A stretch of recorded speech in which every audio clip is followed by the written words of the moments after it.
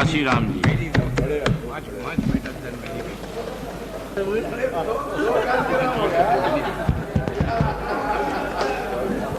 कौन सा काशीराम राणा या राणा नहीं, अध्यक्ष काशीराम जी को 23 तारीख को बहुत बड़े पैमाने पर इस सदन में दलित प्रेम का प्रदर्शन हुआ। दलित प्रेमी मेरे पास भी आए, मुझसे कहने लगे कि आप चिल्लाते क्यों नहीं हैं, जब सब हम लोग चिल्ला रहे हैं, हम दलित नहीं हैं फिर भी चिल्ला रहे हैं, तो आप क्यों नहीं चिल्ला रहे हैं? हम सदन के वेल में खड़े हुए हैं, तो आप क्यों वेल में नहीं आते हैं? मैं चुप रहा, लेकिन कुछ साथियों ने कहा कि कहीं बीजेपी के दबाव में तो ऐसा नहीं हो रहा है।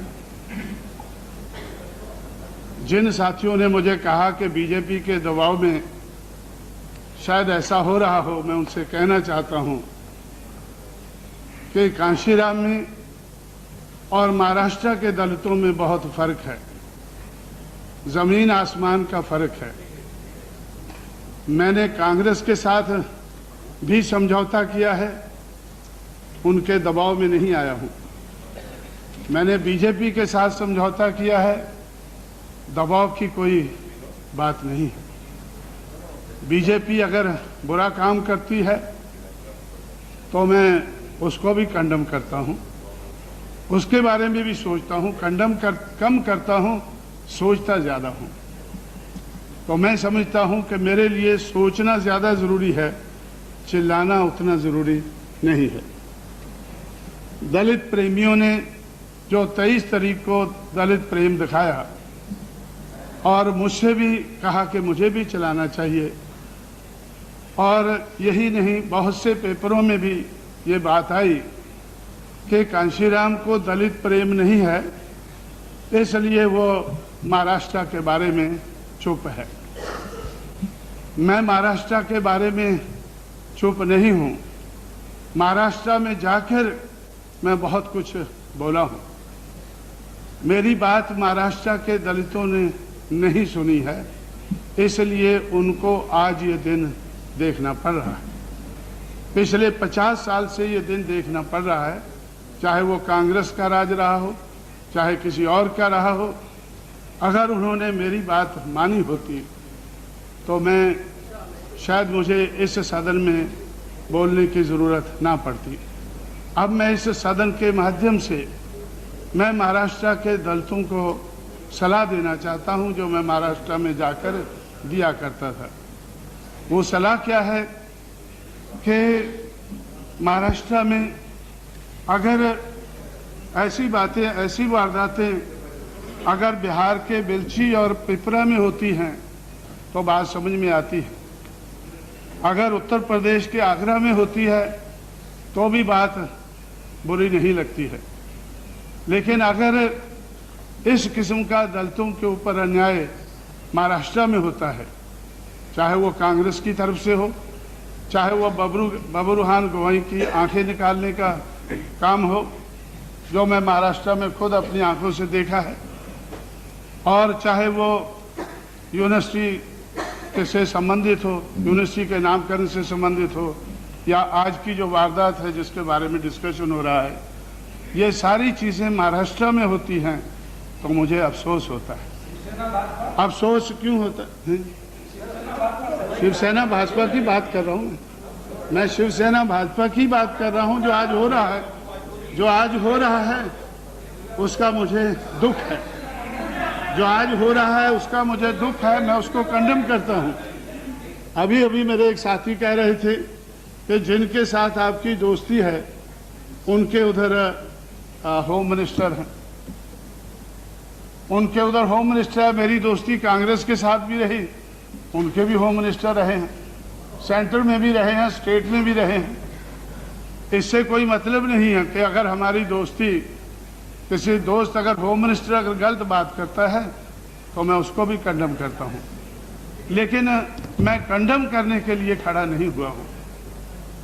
मैं तो एक बात रखने के लिए खड़ा हुआ हूं, क्योंकि अगर ये बिहार में, उत्तर प्रदेश में होता है, ऐसी वारदातें होती हैं तो हम उसके आदी बन चुके हैं। बिहार और उत्तर प्रदेश में दलितों पे अन्याय होता है, उसके हम आदी बन चुके हैं। लेकिन महाराष्ट्र में ऐसा नहीं होना चाहिए, तमिलनाडु में ऐसा नहीं होना चाहिए, क्योंकि आज तमिलनाडु में भी दलितों की बहुत हत्याएं हो रही हैं।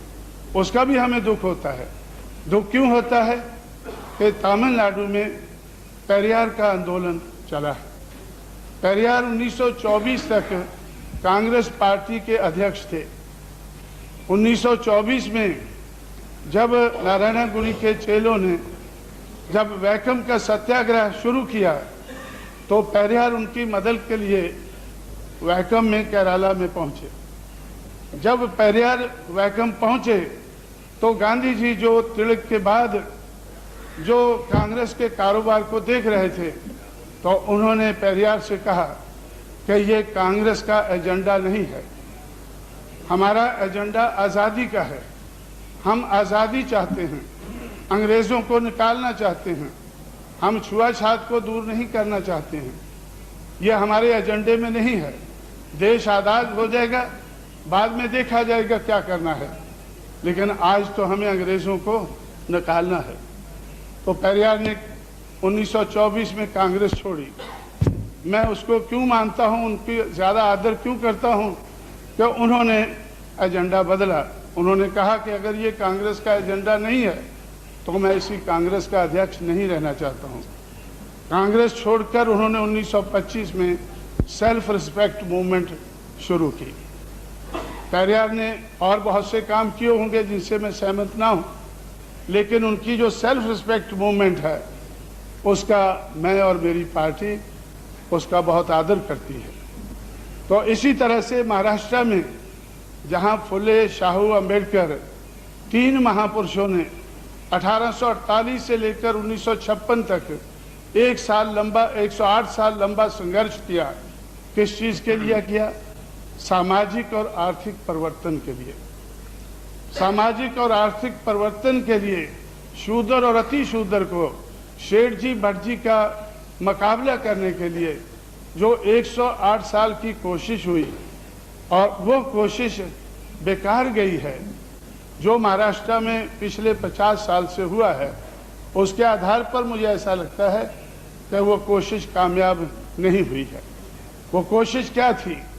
उनकी कोशिश थी कि राजनीतिक परिवर्तन से पहले सामाजिक और आर्थिक परिवर्तन जरूरी है। अंग्रेजों को निकालने से पहले हमें समाज व्यवस्था को, अर्थव्यवस्था को सुधार देना चाहिए। लेकिन आज आज़ादी के 50 साल बाद जब हम ये डिस्कस कर रहे हैं तो आज तक भी हम लोग सामाजिक और आर्थिक व्यवस्था को सुधार नहीं पाए हैं। बाबा साहब अम्बेडकर ने कॉन्स्टिट्यूएंट असेंबली में 25 नवंबर 1949 को कहा था, 25 नवंबर 1949 को कहा था कि पॉलिटिकल डेमोक्रेसी सोशल डेमोक्रेसी के बगैर कामयाब नहीं हो सकती है। पॉलिटिकल डेमोक्रेसी तो हमने अचीव कर ली है, लेकिन सोशल डेमोक्रेसी आज भी नहीं है। मुझे ये दुख होता है कि महाराष्ट्र में जहां फुले, शाहू, अंबेडकर ने 108 साल लंबा अटूट संघर्ष किया, वहां भी आज सोशल डेमोक्रेसी नहीं है। सोशल डेमोक्रेसी ना होने के कारण आज भी जाति के आधार पर लोगों को आपस में लड़ाया जा रहा है। लेकिन ऐसा हुआ क्यों? इसके जिम्मेवार कौन है?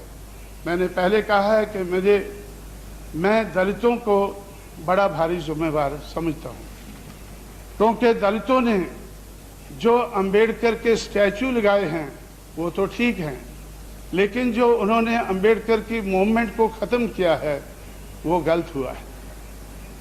अंबेडकर की मूवमेंट से जुड़ना चाहिए था, पुतलों से नहीं। उनके पुतलों से जुड़ना इतना ज़्यादा ज़रूरी नहीं था जितना अंबेडकर की मूवमेंट को कामयाब बनाना ज़रूरी था। मुझे कांग्रेस के बारे में ये अफसोस है कि मैं 1971 में पूना में था। पूना में गाडगे महाराज धर्मशाला में एक समझौता हुआ, अंबेडकर की पार्टी का, रिपब्लिकन पार्टी का और कांग्रेस का समझौता हुआ। उस वक्त 521 मेंबर पार्लियामेंट हुआ करते थे। 521 में से 520 कांग्रेस लड़ेगी और एक रिपब्लिकन पार्टी लड़ेगी, ऐसा समझौता हुआ। कांग्रेस पार्टी ने ऐसा समझौता किया कि 520 कांग्रेस लड़ेगी और एक रिपब्लिकन पार्टी लड़ेगी। और जब वो गाडगे महाराज धर्मशाला से बाहर आए तो दादा साहब गायकवाड़ रिपब्लिकन पार्टी की तरफ से, श्री मोहन धारिया कांग्रेस की पार्टी की तरफ से बाहर आकर उन्होंने ऐलान किया कि आज बहुत चांगला झाला है, बहुत अच्छी बात हो गई है। आज जो समझौता गांधी और अंबेडकर में उनके जिंदा रहते नहीं हुआ, आज 1971 में उनके चल बसने के 15 साल बाद ये समझौता हुआ है। मुझे बहुत बुरा लगा कि इस समझौते में गांधी को 520 सीटें मिली हैं और अंबेडकर को 1 मिली है। ये समझौता हुआ है, 15 साल बाद हुआ है। अब 15 साल बाद जो ये कांग्रेस और रिपब्लिकन पार्टी का, गांधी और अंबेडकर का जो समझौता हुआ है, ये अच्छा नहीं हुआ है। मैं महाराष्ट्र छोड़कर चला आया। मुझे ऐसा लगा कि भाई, मैंने जो रिपब्लिकन पार्टी के नेता थे, मैं कर्मचारियों से पैसा इकट्ठा करके उनको देता था और मैं उनसे कहता था कि भाई इस मूवमेंट को मत छोड़ो। वो कहते थे कि इस मूवमेंट के चलते हुए हम एमएलए नहीं बन सकते हैं, हम एमपी नहीं बन सकते हैं, हम मिनिस्टर नहीं बन सकते हैं। तो मैं उनसे कहता था कि एमएलए एमपी बनना कोई ज़्यादा ज़रूरी नहीं है, ये मूवमेंट को चलाना ज़्यादा ज़रूरी है। उन्होंने मेरी बात नहीं मानी और आज क्या है, आज उन लोगों का जो अंबेडकर के लेफ्टिनेंट थे, आज उनका शायद 1 एमएलए है 288 में से, शायद 1 भी नहीं है, हो सकता है कि 1 हो। लेकिन तो इस किस्म के समझौते के कारण और इस किस्म के उनके रवैये के कारण आज शायद उनका 1 भी एमएलए नहीं है। एमएलए एमपी बनने के लिए उन्होंने अंबेडकर की मूवमेंट को, मिशन को ख़त्म किया, लेकिन आज उनका 1 भी एमएलए एमपी नहीं है। मैं उधर से महाराष्ट्र से उखाड़े हुए पौधे को लेकर उत्तर प्रदेश में आया, उत्तर प्रदेश में वो पौधा लगाया। आज उत्तर प्रदेश में 11 लोकसभा के एमपी हैं और आज 3 राज्यसभा के हैं और 68 एमएलए हैं। फिर महाराष्ट्र में जाकर मैं उनके पास पहुंचा कि देखो भाई, अंबेडकर को मानकर, फुले को मानकर, शाहू को मानकर एमएलए एमपी बना जा सकता है। जब उत्तर प्रदेश में बन सकते हैं, पंजाब में बन सकते हैं, मध्य प्रदेश में बन सकते हैं, तो महाराष्ट्र में क्यों नहीं बन सकते हैं। आप इस मूवमेंट को मत ठुकराओ। ये जो मूवमेंट है, सामाजिक परिवर्तन की और आर्थिक परिवर्तन की जो मूवमेंट है, इस मूवमेंट को कामयाब बनाने के लिए आप लोग फिर से उस मूवमेंट को शुरू करें। मैं आपको मदद करता हूँ। मैं आपको उस वक्त भी महाराष्ट्र में कहता था और आज मैं उत्तर प्रदेश से आकर आपको कहता हूँ कि एमएलए बन सकते हैं, एमपी बन सकते हैं, मिनिस्टर बन सकते हैं, मिनिस्ट्री बन सकती है।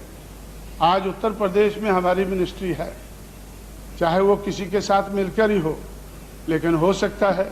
और हम इस उम्मीद में हैं, इस कोशिश में हैं कि हम अपने बलबूते पर भी मिनिस्ट्री बना सकते हैं। इस मूवमेंट को ध्यान में रखते हुए, इस मूवमेंट को चलाते हुए, फुले शाहू अंबेडकर की मूवमेंट, जिसमें सामाजिक और आर्थिक परिवर्तन के ऊपर ज़्यादा जोर दिया गया है, तो उस मूवमेंट को मैं समझता हूँ कि चलाना बड़ी ज़रूरी था। लेकिन महाराष्ट्र के दलितों ने इसको डिसर्ट किया, इसलिए डिसिक्रेशन इतना मुझे आज दुख नहीं देता है जितना डिजर्शन देता है। अंबेडकर की मूवमेंट को डिसर्ट करने का जितना मुझे दुख होता है, उतना डिसिक्रेशन का नहीं होता है। क्योंकि स्टैचू के ऊपर तो पंछी भी बैठ जाते हैं, पेशाब करते हैं। क्या हम पक्षियों के पीछे भागें? क्या हम पक्षियों के पीछे भागेंगे? क्या आपने ये क्या किया, स्टैचू को खराब कर दिया। स्टैचू को जूता पहनाया गया और उसके बाद गोली कांड हुआ। इसको मैं कंडेम करता हूँ। ऐसा नहीं होना चाहिए था, जुल्म ज्यादती नहीं होनी चाहिए थी, लेकिन जुल्म ज्यादती तो कांग्रेस में राज में भी कम नहीं हुई है। मैंने बबरूहान गवई की कहानी बताई है। बबरूहान गवई की दोनों आंखें निकाल दी गई कांग्रेस के राज में। उसका कसूर क्या था कि एक फ्यूडल लॉर्ड ने उसकी लड़की के बच्चा पैदा कर दिया था और वो कहता था कि अब इस लड़की को आप फ्यूडल लॉर्ड अपने पास ही रखो। वो बोलते तुम्हारी ये हिम्मत कि भाई बच्चा पैदा करना तो हमारा काम है, लेकिन अब उसको मेंटेन करना ये हमारा काम नहीं है। उसकी दोनों आंखें निकाल दी गई। कांग्रेस का राज था। मैं कोई कांग्रेस के विरोध में बोलने के लिए खड़ा नहीं हुआ हूं, मैं तो एक हकीकत बताने के लिए, और वो भी मजबूर होकर। मैं तो बोलना नहीं चाहता था, लेकिन दलित प्रेमियों ने मुझे बोलने पर मजबूर किया है।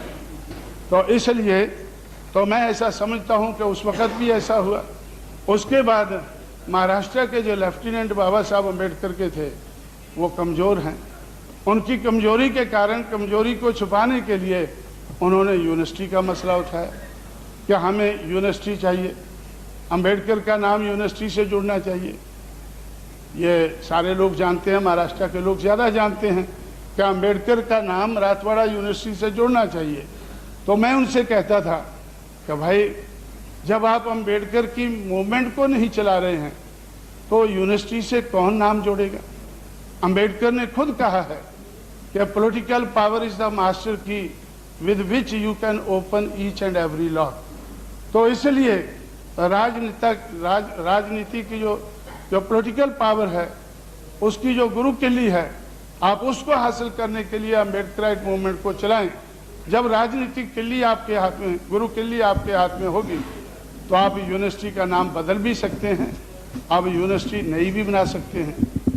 हमने ये उत्तर प्रदेश में करके दिखाया, कांग्रेस को मजबूर किया नई यूनिवर्सिटी बनाने के लिए। लखनऊ में 14 अप्रैल 1989 में कांग्रेस पार्टी ने, जिस वक्त दिल्ली में भी केंद्र में उनकी सरकार थी और यूपी में सरकार थी, जिस तरह से केंद्र और महाराष्ट्र में उनकी सरकार थी, वो अम्बेडकर यूनिवर्सिटी नहीं दे रहे थे। लेकिन उत्तर प्रदेश में भी उनकी केंद्र और स्टेट की सरकार ने, उन्होंने लखनऊ में एक यूनिवर्सिटी बनाई। मैंने अपने लोगों को चौकन्ना किया कि डिमांड तो महाराष्ट्र की है और पूरी उत्तर प्रदेश में हो रही है।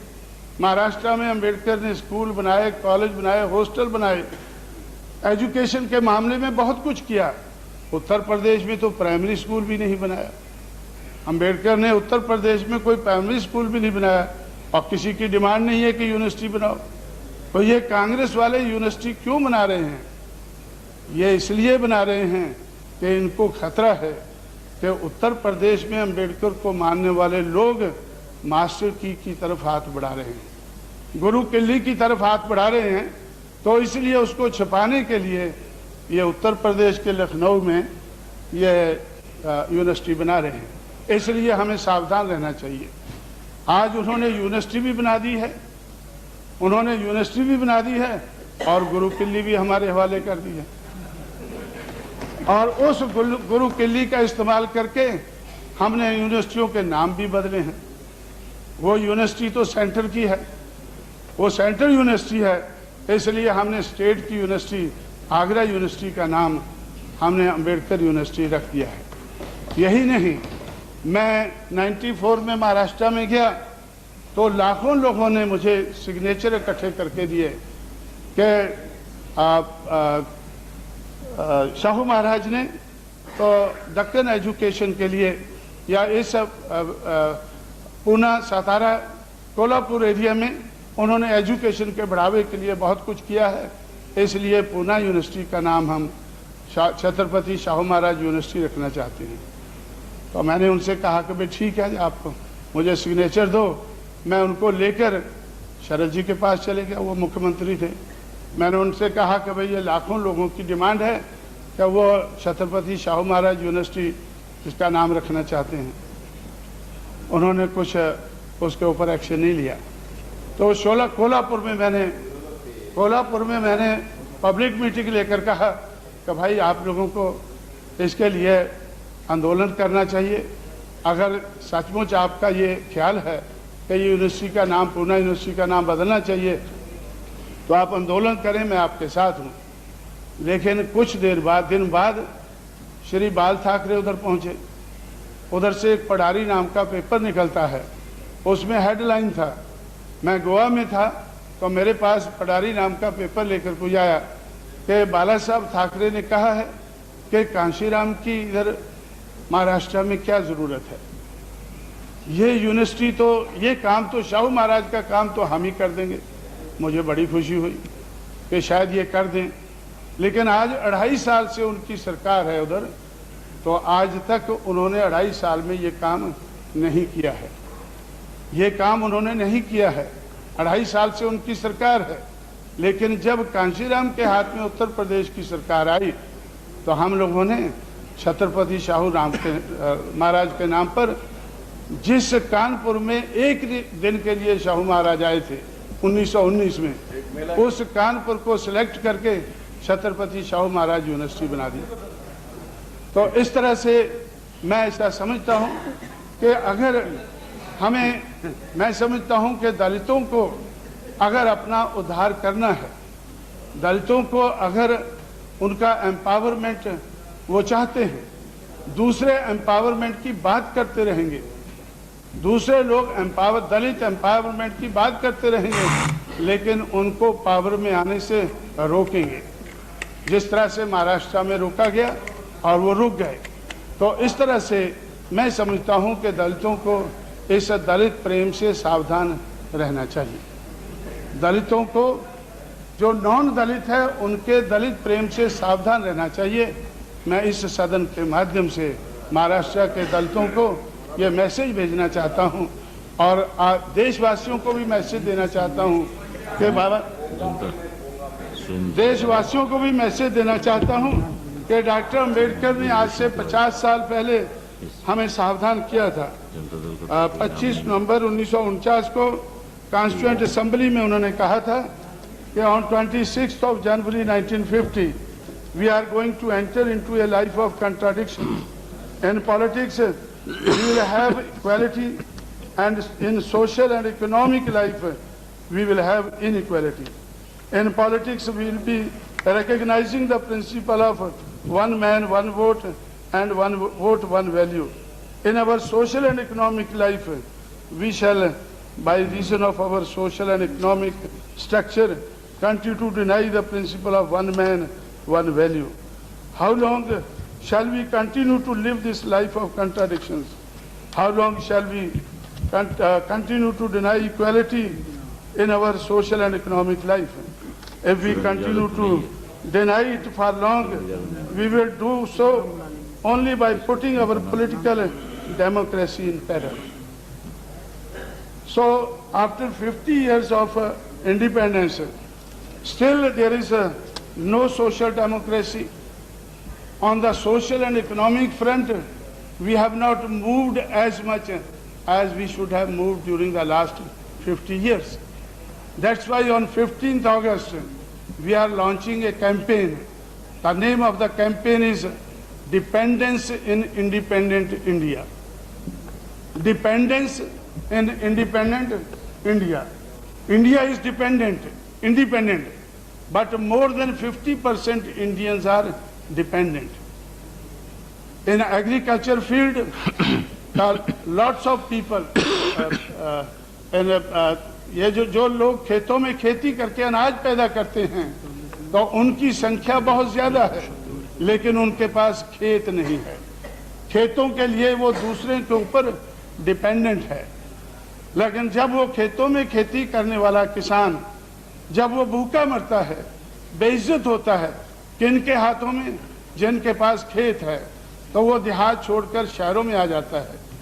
आज हमारे देश के शहरों में लगभग 15 करोड़ लोग देहात छोड़कर पहुंच चुके हैं, और शहरों में उनकी क्या हालत है। वो फ्यूडल लॉर्ड के क्लचेस से निकल जाते हैं और स्लम लॉर्ड के क्लचेस में फंस जाते हैं।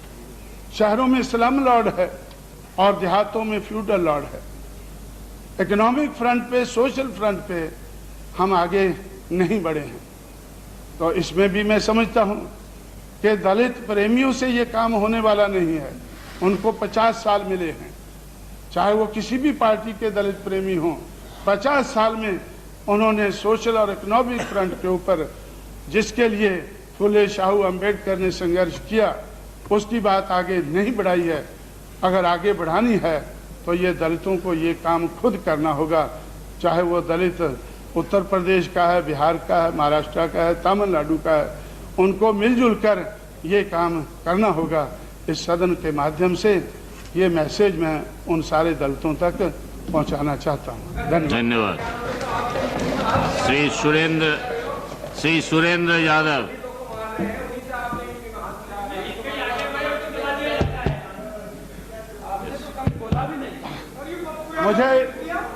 मैं तो आज भी बोलने वाला नहीं था, मुझे दलित प्रेमियों ने मजबूर किया है बोलने के लिए। ठीक है, बोलने से काम नहीं होगा, करने से काम होगा। उत्तर प्रदेश में तो आर्थिक परिवर्तन मैं तो आज भी बोलने वाला नहीं था।